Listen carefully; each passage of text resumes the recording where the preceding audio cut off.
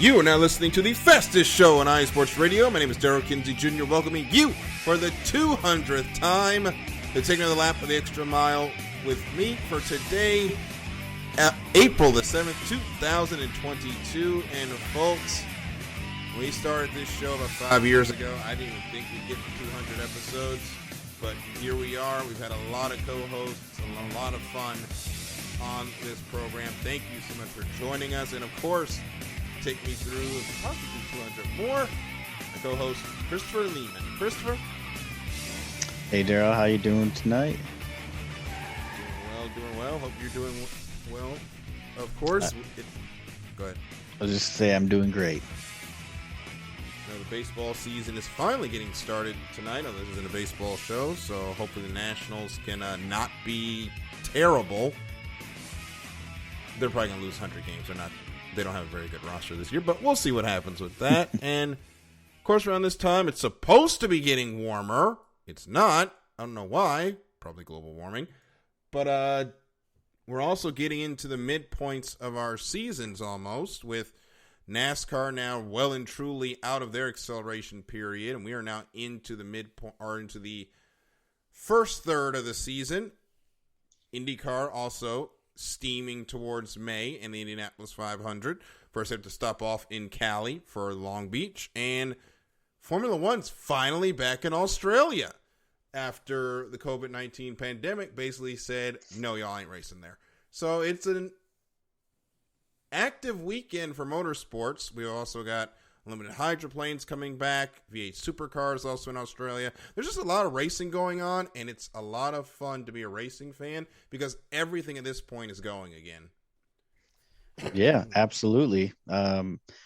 Spring is the season of life, and specifically new life, and we are blessed that motorsports starts back up in the spring, and it kind of follows the trajectory of the season life cycle, so to speak. But yeah, it's good. It's going to be a nice full weekend of racing. Mm-hmm. We'll see if NASCAR brings out the intermediates. It looks like they're going to need it.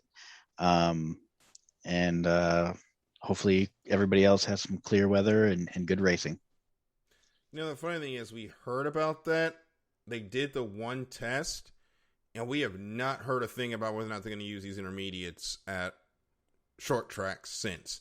I don't know if the test didn't go well or they just lost interest, but they did not break those tires out for the trucks. So I have no idea what they're doing with that. Yeah, I haven't heard anything about it either. It'd be neat if they had them green though. The sidewalls were green, kind of like Formula One, but yeah, no, a short track would be a great place even if you weren't overly confident with your rain tire. It'd be a good place to give it a whirl, especially Martinsville. I mean, you're getting 80 miles an hour max going around that track. And so, I mean, as far as, potential for injury or serious accidents, I mean, 80 miles an hour is obviously a lot. And anybody who doesn't think so, I would urge you to go give it a whirl, but please don't. But yeah, I mean, as far as their safety is concerned, I don't think that an 80 mile an hour impact is too bad. But again, as someone who's not experienced that, I am not the right person to say that. It probably feels like crawling in these cars for what they're used to doing, to be honest. Yeah. So NASCAR is continuing its Tour de Virginia, as they will be in Martinsville this week, and then Bristol, Tennessee, although the town is split between Tennessee and Virginia, but the track is on the Tennessee side of the town, will wrap up our short track season for now with the Bristol Dirt Race. But for now, we will talk about what happened in Richmond last week with Denny Hamlin finally getting off the schneid and what I will say, a very exciting last 50 laps if you like strategy. Yeah, and I think the race as the whole, as a whole, was pretty good. I think you agree, Daryl. Um, and I think it's just a testament to this new package. I think that, with the exception of Phoenix, I think this package is really what we were hoping that it would be. Hmm. It's creating great racing. We've set records for most lead changes in a race. I mean, this package is truly what will save NASCAR if it needs saving, if that makes sense. Yeah.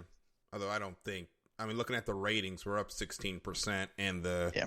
for the most part, the stands have been full. I think Richmond was the first time where we didn't really see completely full seats, but the Richmond summer race tends to do better than the fall race. I went to the summer race a couple of years ago, and it was pretty full. We're going back I'm going with Miriam this time in August, so she'll get to have her first NASCAR race. Maybe I've mentioned that before, but that one's going to be Sunday afternoon in DC, or the DC, technically the DC area, but it's more.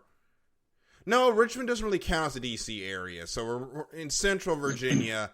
It's going to be hot. I'm just going to tell y'all, if y'all see the empty seats, it's going to be hot. And it's going to be sweaty, and not a lot of people around here are built for that these days.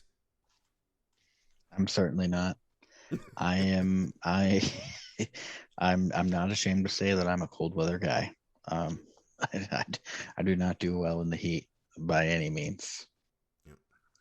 But it should be fun. But there's a lot of complaints about this race, and it again brings me to a point where I'm just mystified with what we get with this fan base as far as what do they want to see.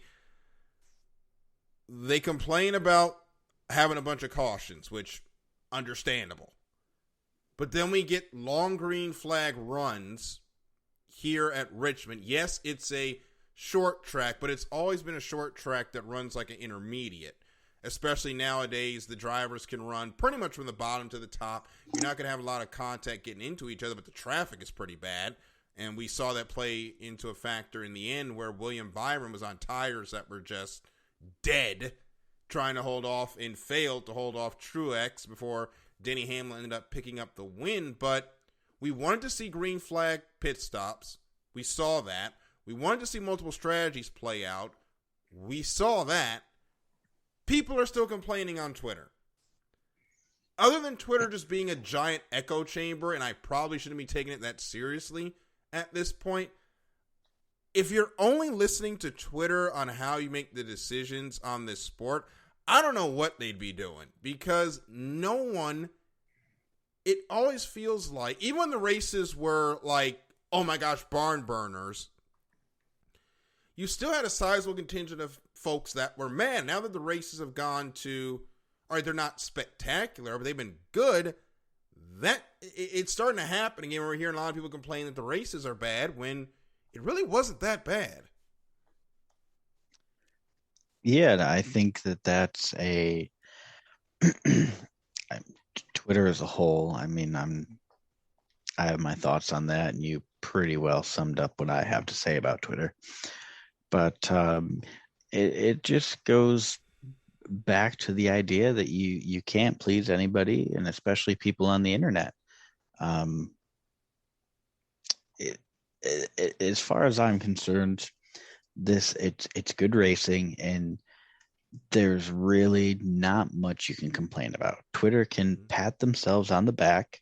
They effectively eliminated the 550 package, right? Mm-hmm. It was Twitter, it was NASCAR listening. The question is, what more could people really want? And I unfortunately probably could answer that for myself, and it would be everything. But at some point, you just have to sit back and just enjoy life for what it is. And that's something that Twitter just cannot, for the life of them, figure out what to do. I thought the racing was great. I thought that, we saw the inevitable new tires versus old tires, and no matter what you do, that that will never go away. Yep. New tires will always outperform old tires literally every single time. Even Lewis Hamilton can't make old tires win every time. Yep. Do I think that he could have probably done what William Byron should have done and closed that race? Absolutely. If anyone could do it, yeah, I think you know what I mean by that. I know what you meant. If it just, and I think there are some guys in the Cup Series who are good at managing tires and probably could have pulled it off. But you've got William Byron, who's a young guy, been in there for a couple of years, not really the most experienced, doesn't have a ton of racing background. He came up playing iRacing. And not to turn this into a William Byron life story, but at the end of the day, the racing's good. It's entertainment, right? Just watch the dang race and be entertained. And if it's not entertaining, don't watch. Like Kyle Busch said at Chicagoland in 2018, if you don't like it, don't watch. And certainly don't go on the NASCAR Twitter and say, I gave up watching in 2001. We get it. You haven't watched, but you tune in every week. Yeah, you totally haven't watched. Like, trust me, we get it. That's what I just this week, people, NASCAR posted a video of the next gen car on the dirt track at Bristol, and Jeff Gluck had tweeted like, hey, if you watch this video, listen, you hear some throttle play. They're definitely playing with the throttle. The car is actually kicked out sideways like it's supposed to be, and they're running the middle and high lines. Like, this is what we wanted. And all the comments, well, the 410 sprint cars do it better. Okay. It's a 410 sprint car. It's built to be out there, and it's like a third of the weight. Like, no dip. People are like, oh, I'd rather watch 410 sprint cars, or I'd rather watch whatever. I mean, they were just 1,000 comments saying that they would rather watch this other series. It's like, okay, why are you commenting that on NASCAR's Twitter? It's just sad, lonely people. Well, the World of Outlaws was there last year, and nobody went. So, well, okay, I can't really say nobody went last year because it was COVID and seating restrictions and all that, but they did the Bristol Dirt Nationals the last couple of weeks. There was nobody there. I mean, like 10,000 folks showed up, and it looked empty all 2 weeks. So, yeah, that's not a lot of people if you think about it. Yeah. And if you want to see the dirt rate, the World of Outlaws so bad, they're going back 28th, 29th, and 30th. That place better be full. All these folks talking about they'd rather see the 410 sprint cars. They're going to be there. Hope you're there, or we're going to talk about you. But they won't. They would much rather just talk about it on Twitter. Yeah, because that's how all this stuff goes. And I know it's turning into us bashing NASCAR Twitter, and it is. But this is just some of the stuff you deal with when you're watching the Twitter go off talking about the racing.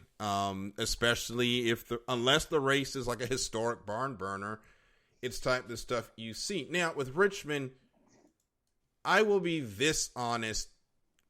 It's never been a track where I would say you get a lot of beating and banging. It's had moments, but it's never like one of those tracks where I'm thinking somebody's going to get into a fight. The real short track moments there kind of been few and far between. I know there was a famous one that turned Kyle Busch heel when he spun Dale Jr., and I think Clinton Boyer ended up winning that race. And before that, it was Harvick getting into it with, I believe, Ricky Rudd at the time, which was awesome. This is back in the Happy Harvick era. But other than that, we don't get a lot of beating and banging at Richmond, and it's just something you kind of live with when it comes to that track. Yeah, I agree. It's not really the short track experience that we want to be experiencing. It really races more like a shortened intermediate track. Mm-hmm. it's not exciting. The corners aren't slow and tight, or not necessarily even slow and tight because Bristol's quick, Yeah. but it just doesn't have that short track tight corner. Who's gonna, is someone gonna get dumped or whatever, what have you? It just doesn't produce those moments, and I think it comes down really to the shape and the fact that the corners, they're just too wide. They need to, to have that short track feel. It just needs to be a tighter feeling track, and we don't get that. No. And we've also talked, there's been conversations about, the lack of grip there because the surface, again, is getting like Atlanta. It's getting worn out. They may have to do the dreaded R word. I don't mean rain. At some point, which is a repave, and then people are going to complain, well, it's just going to be one groove. It's a short track. Isn't that what we want? So, yeah, and that's exactly it. Is people don't complain about Martinsville being a one groove track. Yeah. In fact, they cheer it on. Yeah, because people bash each other out the way, and folks get mad, and it's great. And short track racing is built on those hot temper moments, so I completely understand it. I mean, my first year covering a dirt track for Hagerstown Speedway at Hagerstown Speedway for WBGR, we had a fight in the pits, so I understand it. But we'll have to see how they work on the track. But we did see Denny Hamlin get off the schneid and finally get a win this season. Yeah, and I think we all would have said that it was inevitable that I think you could say 3 of the 4 Gibbs cars pulls in a win. On any given year, you expect 3 of the 4 Gibbs car to take a win, and usually that 4th car out is the 20 car, not the 18, 19, or 11. So it's historically, and by historically I mean the last year, we've seen the Gibbs cars not do so hot, and kind of like I said earlier, it was a new tire, old tire situation, and I think if William Byron had newer tires that weren't just completely dead, I think he would have given a fight, just because the Chevys are that much better this year. But good for Denny. Hopefully that calms him down a little bit. He seems like he's been a little wound up since Martinsville last year. And good for him. Good for Joe Gibbs, because Joe Gibbs is one of those organizations that when they win, NASCAR wins. It's kind of like Chase Elliott. So it was a good result. And William Byron didn't win, which I am happy about. So. And with the Liberty colors, I mean, we don't have to go through the drama that school has been in, but Byron will pick up a win eventually. I mean, all those Hendrick cars end up getting into a win by hook or by crook at some point. So Byron's already got a win. Wasn't meant to be. Byron's already got a win. Yeah, so he was looking for another one, but yeah, he was almost the first 2-time winner this year. Yeah, we are still looking for our first 2-time winner. A title that I think we all would have agreed we thought was going to be the 5 cars title, which still could be. It's still in the hunt. Yeah, I thought the 5 would have actually won a little bit more this year. But I'm actually kind of surprised. I was just going to say, not to change the subject too much, but the 5 has really disappeared. I mean, the magic of 2021, I don't know if it's gone or what happened, but Larson's not doing so hot this year. Him and the 9, for that matter, not doing too hot. I thought Chase would be a little bit hot. I thought he would have gotten a win before Byron and Bowman, but I wonder if with Chase, I mean, we see it in all sports, but you go through a slump, right? And nobody, not even just athletes. I mean, just humans as a whole. When it rains, it pours, is what the saying is. And Chase might just be in a situation where it started out raining and now it's pouring, and he needs something to kind of get over that secondary hump. Obviously the first hump was getting his first win. It felt like that took ages. And then he got his first win, and then they just started coming. And he might just be in a slump and needs to figure out a way out of it. Well, they've had peaks and valleys. I mean, for a slump, there's a bunch of drivers, Bubba Wallace, that would love to have this type of slump right now. 1 top 5, 4 top 10s, and 7 races for Chase. He's tied for the points lead, but you can kind of tell where you can really see where it hasn't been that great of a season. Only 91 laps led compared to this point. On the other side, Ryan Blaney has led 334 laps, has not been able to close out a race yet. Another one slips through his fingers at Richmond. Yeah, and not to get too far ahead, but I mean, Blaney's my nearest the win pick going to be for this weekend. I mean, I think we are both in agreement that Blaney's primed. It's going to happen. He just needs to figure out how to close the race out, and it's not always his fault. Actually, most of the time, you could probably argue that it's not a result of his driving behind the wheel. It's getting swept up in accidents that aren't necessarily his fault or bad strategy. But I think Blaney's primed to win and pick it up, and I think it could be this weekend. In fact, I think it will be this weekend. He feels like one of those drivers that once he breaks through, he's going to win a couple. Like he's been too good for him to be sitting here without a win. But the racer's luck just hasn't gone his way.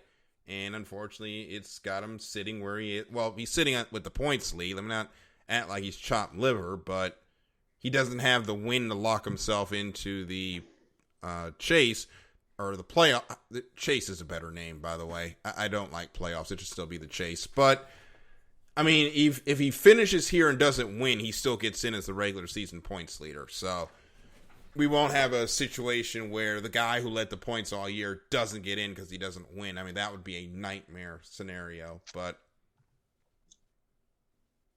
I mean, it could happen. You know, the cutoff race is Daytona, and stranger things have happened. You know, talking about playoffs, I think we can effectively rule out the 6 team. Yeah, that isn't happening. Their penalty was upheld today. Yep, that drops Brad all the way to 31st in points. That's a tough pill to swallow for, and those listening can't see, but I'm air quoting a new team. Yeah. That's a tough pill to swallow, and I'm sure that Keselowski is not thrilled. But you know, you do the crime, you do the time, and you know, it's just what they did. There's no saying you didn't do it. Yeah, we're just gonna see what it is because NASCAR hasn't said what part failed. Probably because they're trying to catch the other teams if they're doing it. So they don't want to tell them they're on to them just yet. I mean, all their hopes now are on Buescher, who's 19th in points. But I just don't see Buescher doing anything. Was it something to do with the wheels? No, something with the body panels. The wheel thing kind of got swept under the rug. They kind of left that alone. Yeah. But it was something with the body panels, and they're not playing with that. So this is a Ferrari engine issue. Yeah, for now. Okay. We'll see if they announce anything. It's, you know what's, I it comes up every week, and I don't intend to, but why did the FIA release their investigation into Massey but not Ferrari? You can actually see me. I'm just throwing my hands. I don't. It's the Ferrari prestige thing. Ferrari, yeah. They think they're bigger than the sport, and they don't want to tarnish the name, so they worked out a secret deal. But that just looks terrible for the other teams because it looks like you're coddling Ferrari again. Which, I mean, obviously, arguably they are.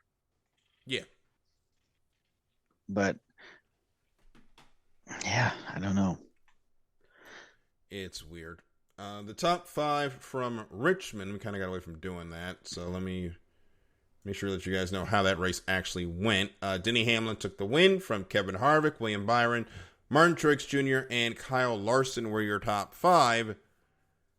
On the other side of things, you guys know I'm a 2311 fan, and if you saw my Twitter, you know exactly how I feel about that team right now. They are not in a good place at all. Kurt Busch had some sort of fuel or electrical issue, put him 110 laps down, and then Bubba was just more pit road nonsense. This time they pitted too early, not paying attention, got Bubba put to the back of the grid, and then a caution came out on a restart or after a restart. They would have been in position to be lucky dog. They end up not getting back on the lead lap. They finished 26. This team has got to get out of its own way. Sure, you can say whatever you want about the drivers. The teams have not helped either of them between the reliability and then Bubba's pit crew just unable to do their job, apparently. This team's got to go back to the drawing board, and we are 8 races in because they're in a worse position now with 2 cars than when they were last year with 1 just starting out.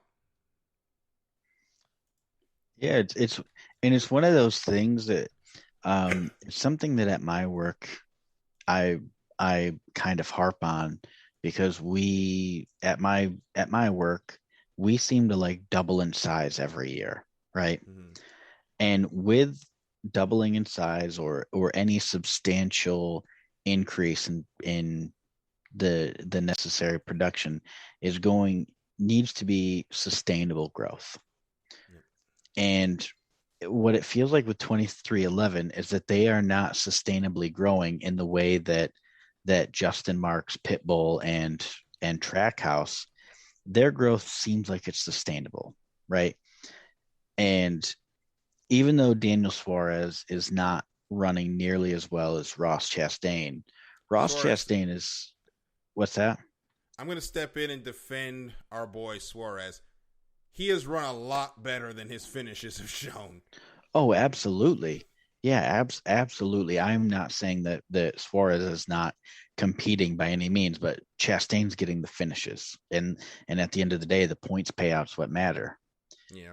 And it seems like 2311, for whatever reason, just has not figured out what they need to do internally to successfully run 2 teams. And maybe I don't know who like their director of operations is and what his or her credentials are.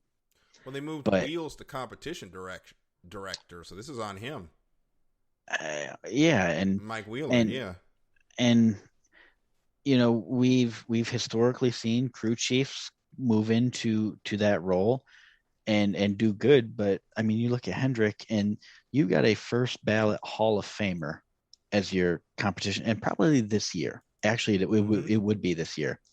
You know, he's a first ballot, him and Jimmy both. Yeah. But you have a living legend as your competition director, and not taking anything away from Wheels, because he's obviously good at what he does. He's deserving of that position.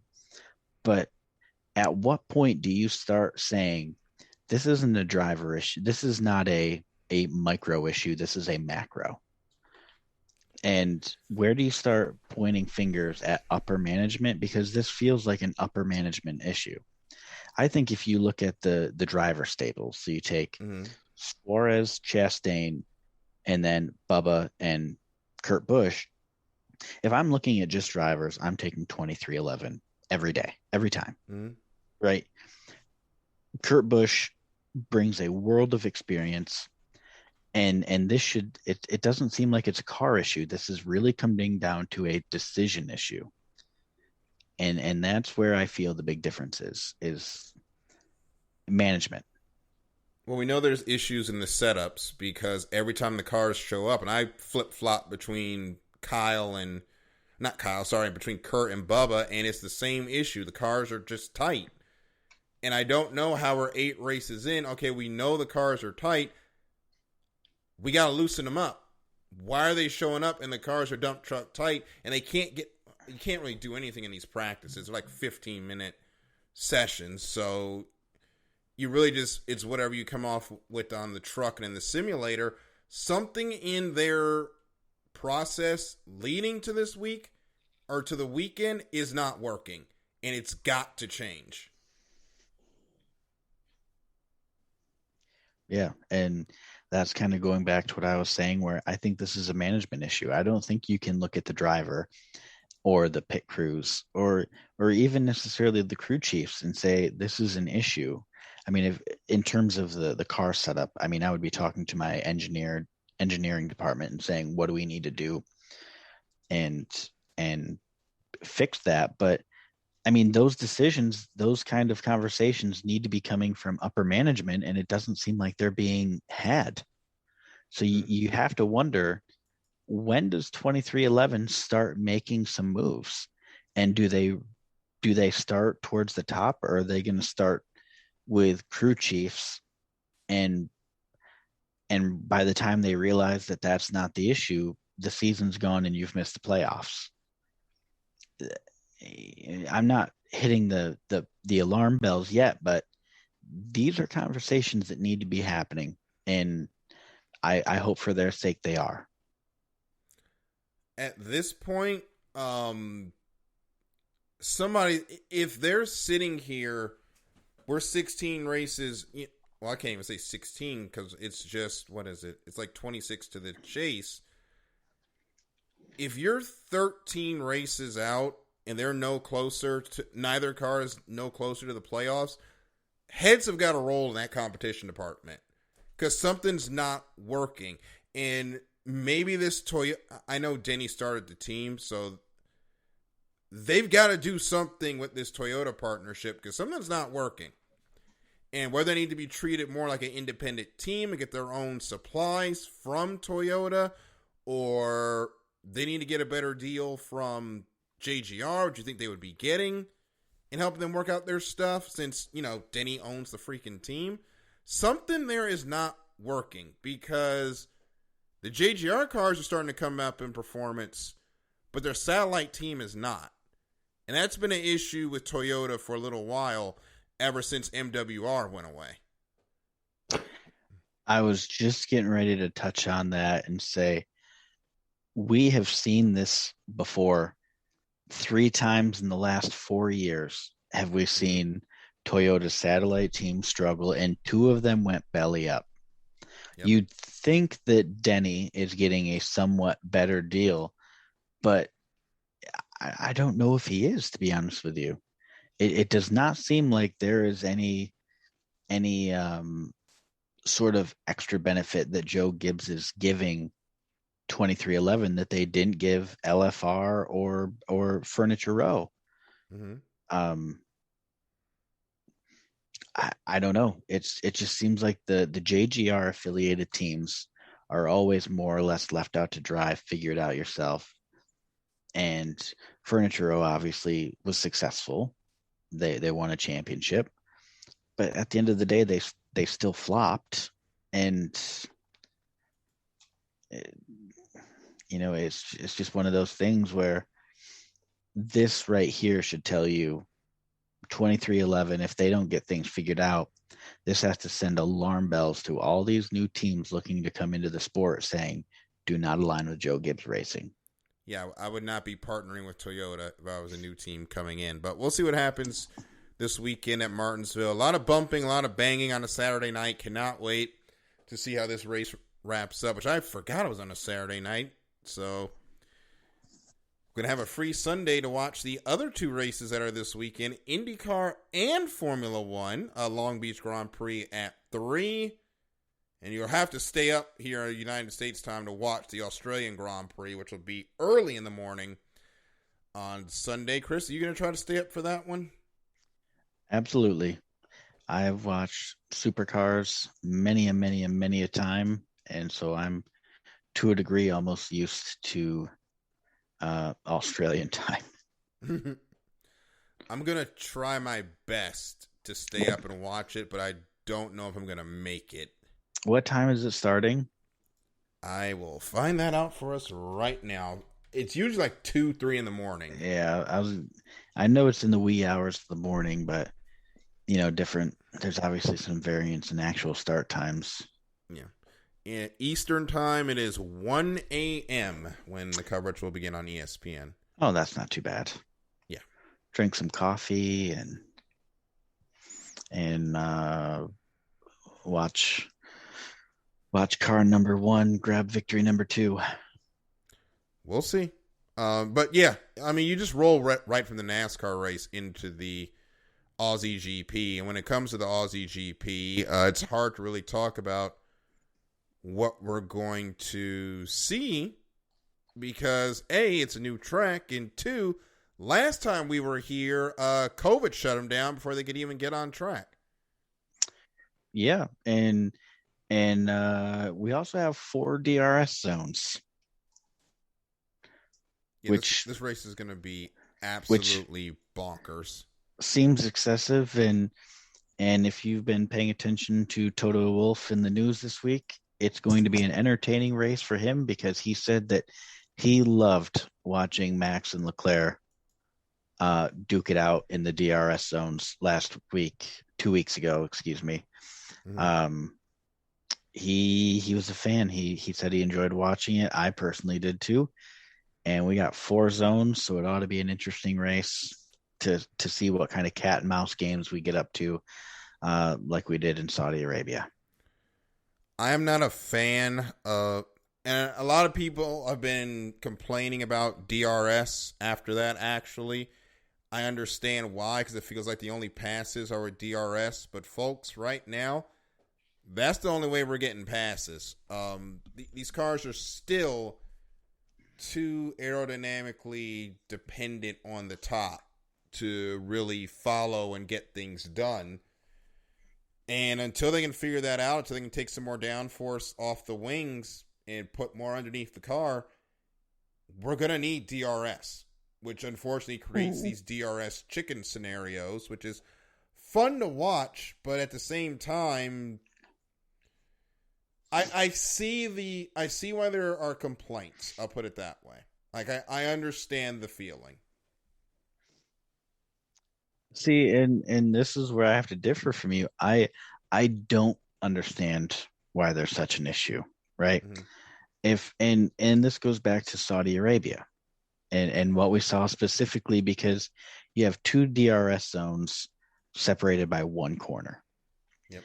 And so what we saw was on 2 separate occasions, on 2 different battles by 2 different drivers, right? Lewis Hamilton, Max Verstappen. I forget who Hamilton was trying to overtake, but coming down the DRS zone, I guess you would call it 2 if you go by the lap, because the final stretch. So he overtakes, and then as soon as they round that corner, whoever he overtook took him right back going over the start-finish line. So the very next lap, Lewis pulls right up to the back end through that DRS zone 2. They pull around, and going down the start-finish line, that's when he engages his DRS, overtakes, and then he's got that position clean, pulls right away, moves on. Same thing with Max and Charles, right? Max pulls up, overtakes him, round the corner, Leclerc takes that position back. And actually Max did that twice, and then I think he realized, like, I shouldn't do that. But that picture that pops up of them both locking their tires coming up to the DRS line because each of them wants it going down the front stretch. I mean, it's just strategy. It's racemanship, and it shows you a different side to the mental aspect of racing, because as we all know, it's not just who's the fastest. There's some intelligence that comes in with strategy and otherwise. It made more sense to not be in front going into that corner, rounding that corner, and going down the front stretch. You wanted to be behind that car. And I think it's just another part of racing that is interesting strategy that you proves that it's not just about whose car is the fastest. It's about who adapts to the ever-changing scenarios and situations mid-race, and it, it's just competition as far as I'm concerned. It's interesting. It's fun to watch. And I can see that too, but as I hear from some folks on, on social media, they feel like the DRS passes are too easy and that other driver doesn't really have a way of defending themselves other than, of course, the chicken that we've saw or just getting it back at the next DRS zone. And I can see why that would be an issue. But until they can get the cars to where they can follow in other places, it's going to have to be a necessary evil. Because if we don't have it, these races are just going to be car parades like Monaco. Although Monaco might be leaving the schedule, depending on how things go and depending on what rumor mills you listen to, which I am not complaining at all. Yeah, and if there's a lot of speculations about the Monaco thing, and I think one of the biggest ones is Monaco, and again, depending on what what rumor mill you follow, Monaco historically has not paid very much for their Formula One race because of its historic designation. Monaco is basically a shoe-in, and I think Formula One just accepts whatever check Monaco decides to write them, no matter how big or small, and from what I understand, it's usually on the smaller end. And it goes back to actually what you said earlier in the show, Daryl, about how Ferrari being bigger than the sport. Monaco, in a way, is bigger than the sport. And there are a lot of fans who, if you say, "Hey, tell me something about Formula One," and they don't even notice or know much about it, they're probably going to say like, "Oh, isn't that Monaco?"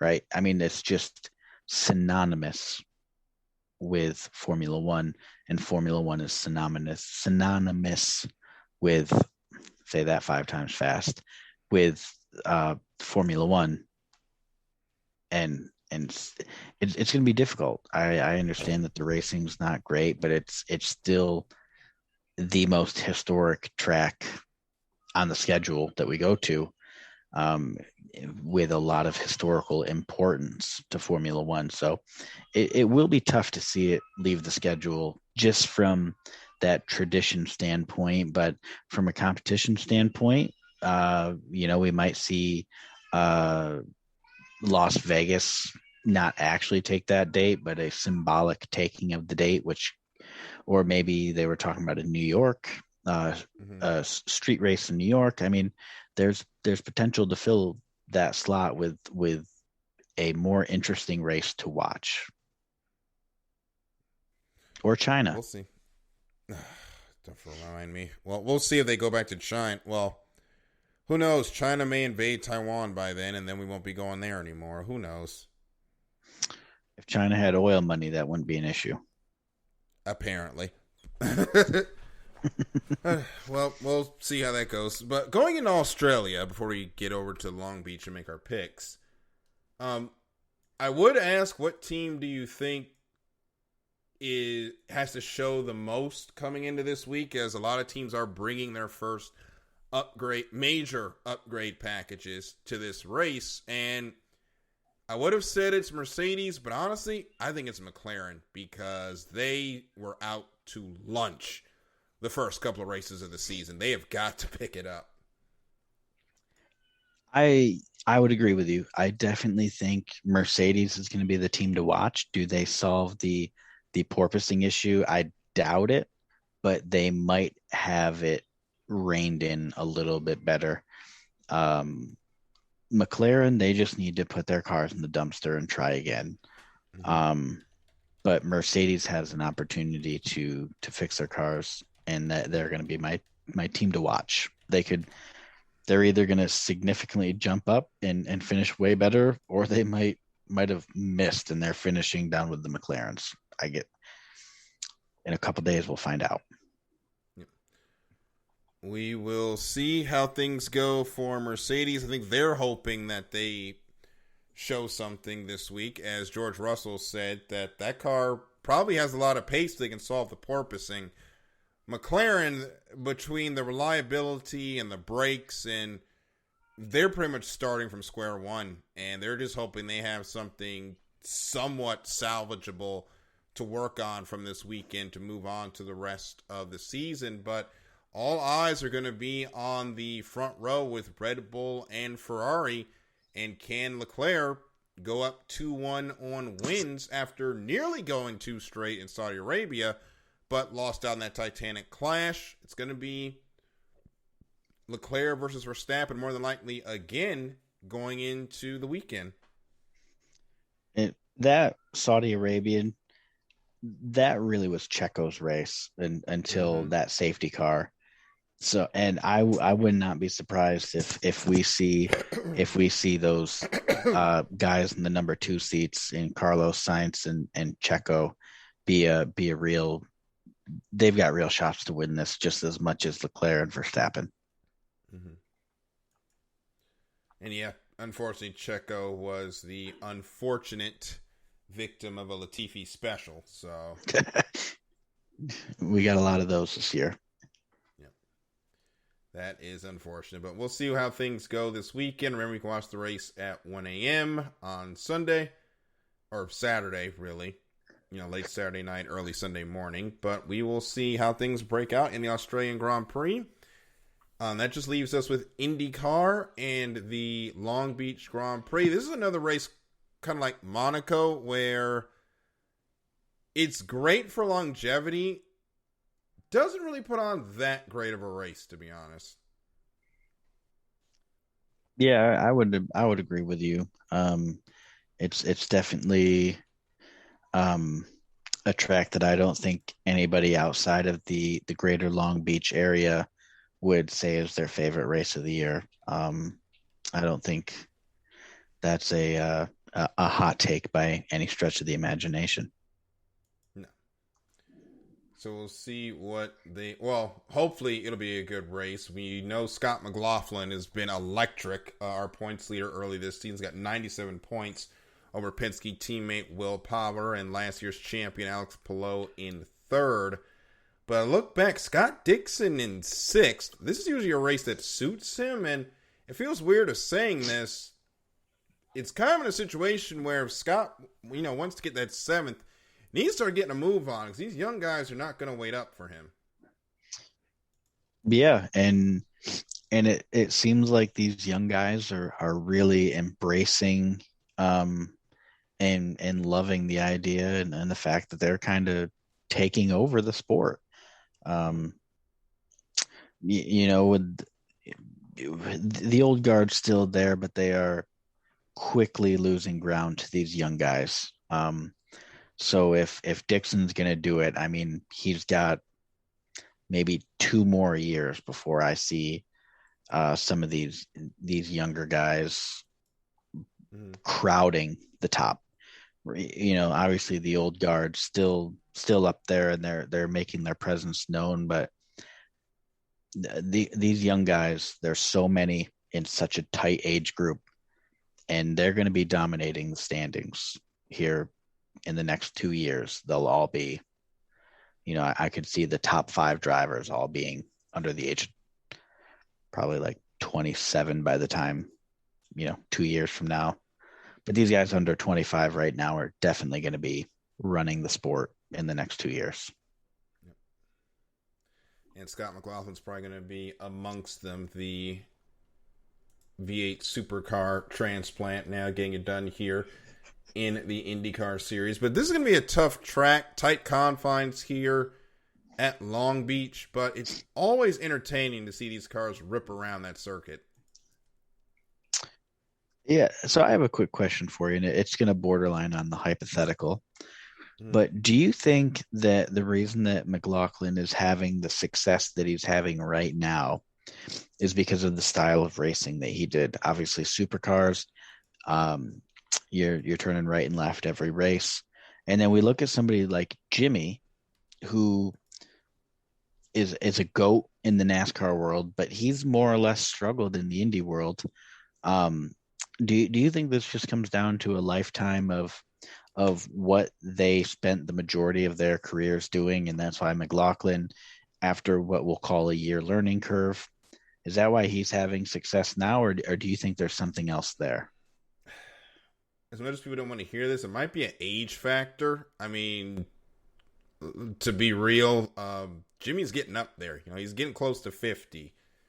So folks do eventually start slowing down, even in motorsports, and he's trying to learn a completely different style of racing now compared to when Scott McLaughlin is doing it. So it's probably more of just an age thing for Jimmy, but at the same time, and I have to keep reminding people, we didn't think Jimmy was going to come over here and just dominate. He's literally just coming over here, learning a new thing and enjoying his retirement.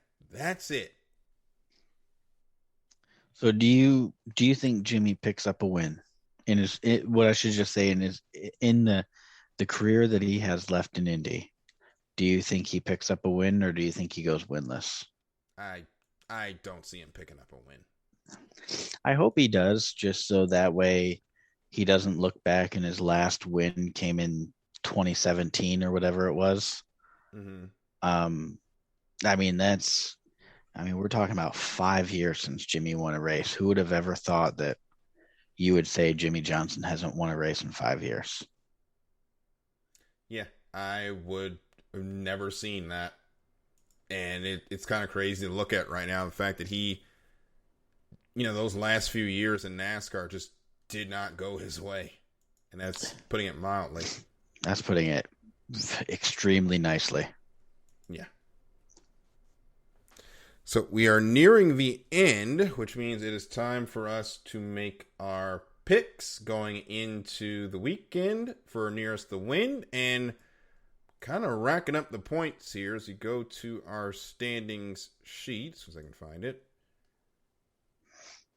Points currently sit with myself at 11, and Chris, you and Michael tied at 3. Coming into another triple-header weekend in Martinsville, Melbourne, and Long Beach.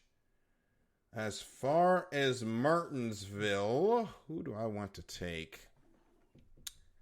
I am going to take... I took Truex last week. I'm going to take... You know what? I think we are going to get our first repeat winner, because I think Hamlin's going to go back-to-back. Chris, you had Bowman last time out. Who you got this time? Blaney. Well, so we're going into Formula One in Melbourne. We haven't raced here in a couple of years. We both took Verstappen last week. Ah, shit. Or last time out of Saudi Arabia. I'm going to take Leclerc. I'm going to take Checo. And then IndyCar, Long Beach. Last time you took Herta. I took Dixon. I am going to take our last year's points leader, Alex Palou, our points champion, Alex Palou to get the win. That's exactly who I was going to pick. I'm going to stick with Palou. Yeah. Well, we're going to find out if this iSports Radio curse thing is still a thing, but we will find out in just a bit, or when these races wrap up. Remember, if you want to be a part of this, make sure you tweet out nearest the win with who you think is going to win this weekend's races. Get those picks in by the time the engines get started, and we'll see who takes the win this weekend.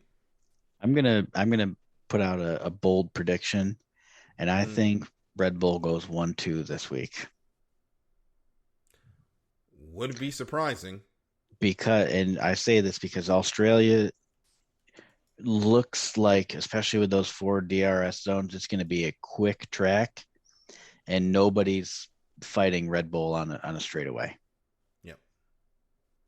I think that it'll make the constructors championship points a little interesting, because I think Red Bull took second place from Mercedes last week. I will check. I gotta find my Formula One link, but I believe, or I think because George finished in the points, I think he's actually kept Mercedes like a point above Red Bull. Yeah, it's by a point, 38-37, and then Ferrari's leading with 78. Yeah, but Mercedes is 2, right? Yes. Yeah. I was going to say, I knew it was really close. But, yeah, I see Red Bull kind of bringing it back to him a little bit here.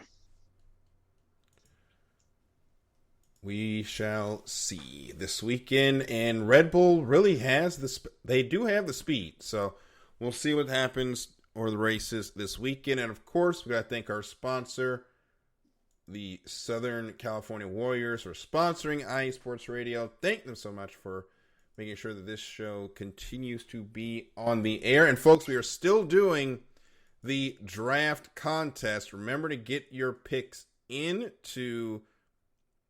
I'm going to get your picks into. Sorry, just got to find the tweet. There it is. Get your picks into Let's Wine _IESR. And remember, you're picking all 32 of the first round picks in the NFL draft. No trades, modifications, or tricks. Whoever has the best mock draft will get their choice of IE Sports Radio hat or shirt. So make sure you get your mock drafts into IE or to at Let's Wine _IESR. And of course, remember the Patreon, 5 different tiers starting at $5 a month. That donation gets you a shout out to all 32 of our shows.